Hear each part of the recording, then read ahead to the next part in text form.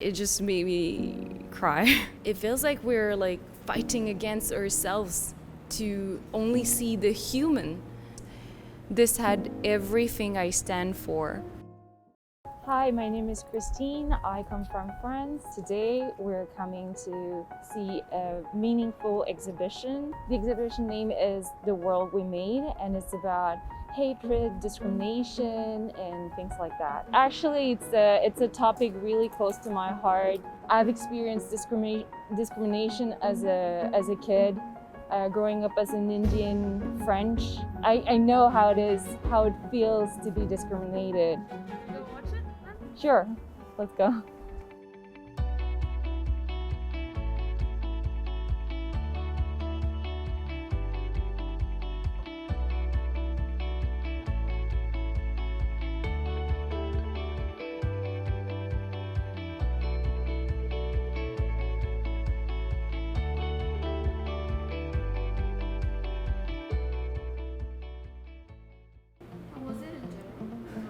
I really enjoyed the exhibition in general, and actually I've been asked to choose one or two exhibits, but I really can't choose because I really enjoyed it overall. And there, the explanation of the guy were very useful. The first one I've seen was the one with these little texts that you could watch through peepholes. Very interesting. In the center, at the circle, you had one fake news, and all around it, you had sentences that were written smaller, and they were just like a representation of people repeating the fake news without knowing anything. They used the space around the main sentence was interesting. It was materialized. Okay, so when I entered in the room with the mirrors, I was first really surprised because the way they use sound, and it was fascinating to look at the mirrors like breaking down and looking at my reflection inside the mirror as if I was inside the art and I was fully part of it. So that was very powerful, I guess. I really like the drawing of the faces as well.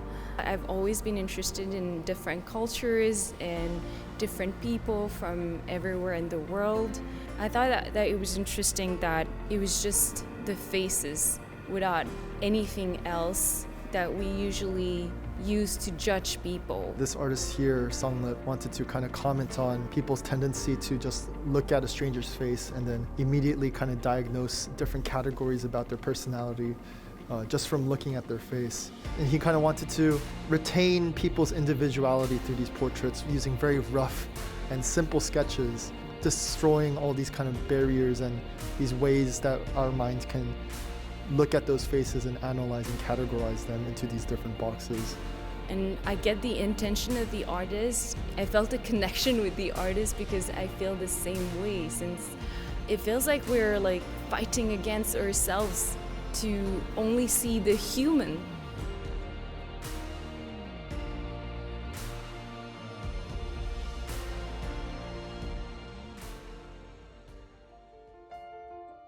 And so about the wall with the writings, I thought it was really cool. It was really cool that it was in different languages. It was in 4 different languages. They were mainly about fear, and I feel like fear is the main cause of all this hatred. People are so scared of losing something, losing their own culture, or like they're trying to protect themselves. It was a different type of experience. It was not like full of emotions or anything like that. It was food for thought. I thought this one was really cool. That it was more society today, industries and pollution and things like that. But it wasn't only about that.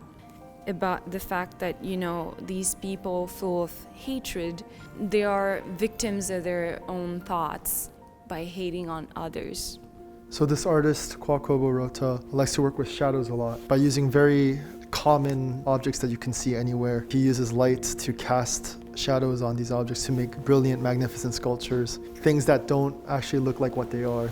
Many of his works has the effect of creating a sense of nostalgia. The one that made me the most emotional was the panic room. In the panic room, I was just crying. I guess like in France, in school, we learn everything about World War II. Just seeing a few images made me feel a lot of things, and you could see the reflection of video everywhere, and you're surrounded, and so it feels like you're actually reliving these horrors. It was almost instantaneous, but it just made me cry. So you'll notice that these sculptures have holes cut out in them.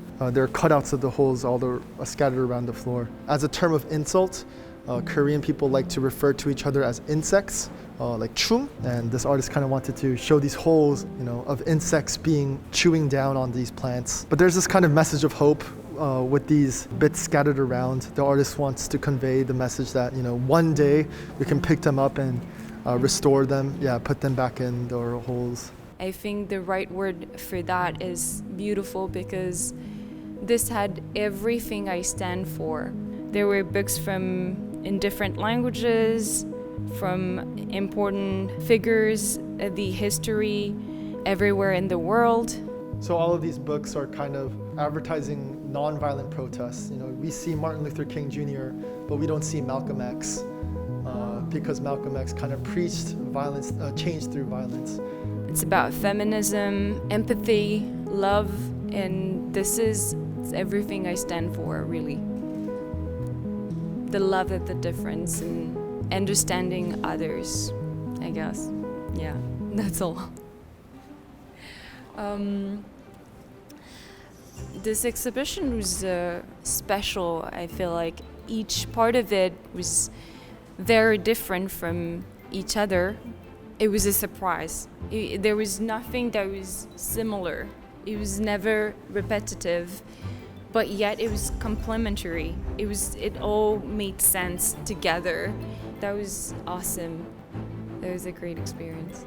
I guess I can invite my friends who live here in Korea to come and visit this exhibition again. And if possible, I would love to meet the artist as well, because it was awesome. It was really awesome.